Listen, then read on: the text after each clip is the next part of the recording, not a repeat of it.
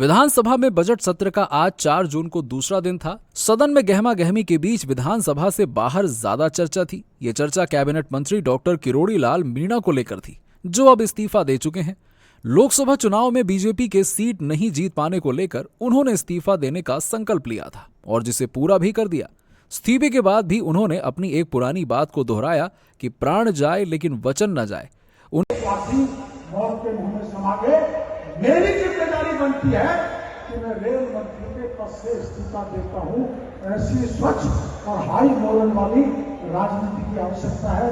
मेरे को भरोसा है गुरुदेव धार्मिक आध्यात्मिक प्रवचन तो हमको देंगे, लेकिन ये जो राजनीति दलदल में जा चुकी है, जहां पर भारी भ्रष्टाचार है, जहां पर भारी जातिवाद है, जहां भयंकर वंशवाद है, जहां पर रोज कीचड़ उछाला जाता है एक दूसरे के ऊपर, उससे देश मजबूत नहीं होता, लोकतंत्र कमजोर होता है। लोकतंत्र मजबूत हो, देश मजबूत हो, राजनीति चाहे चंद्रगुप्त जैसी हो, विश्वामित्र और भगवान राम की जैसी हो, ये आज के समय में संभव नहीं है।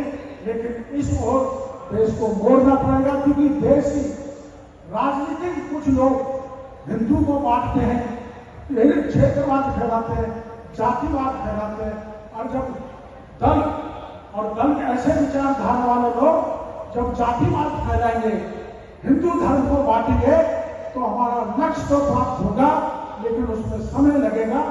समय ज्यादा बिताने की आवश्यकता नहीं है।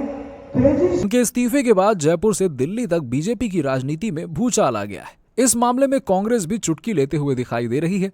अब सवाल यही है कि आखिरकार पिछली गहलोत सरकार में विपक्ष की भूमिका निभाने वाले डॉक्टर किरोड़ी लाल मीणा का इस्तीफा क्यों हुआ? क्या वजह उनका संकल्प ही है या बात कुछ और है? सरकार बनने के बाद बीजेपी के इस वरिष्ठ नेता को लेकर कहा जा रहा था कि विधानसभा चुनाव के बाद उन्हें उप मुख्यमंत्री या किसी बड़े विभाग की जिम्मेदारी दी जा सकती है, लेकिन ऐसा नहीं हुआ। वहीं शिक्षा मंत्री मदन दिलावर और किरोड़ी लाल मीणा के बीच की खींचतान को भी उनके इस्तीफे से जोड़कर देखा जा रहा है। इधर डॉक्टर किरोड़ी लाल मीणा के इस्तीफे के बीच भजन लाल सरकार ने राज्य मंत्री ओटाराम देवासी और के विश्नोई को किरोड़ी बाबा के विभागों का अतिरिक्त प्रभार दे दिया है। ऐसे में किरोड़ी बाबा की अनुपस्थिति में राज्य मंत्री ओटाराम देवासी और के विश्नोई इन विभागों की जिम्मेदारी संभालते नजर आएंगे।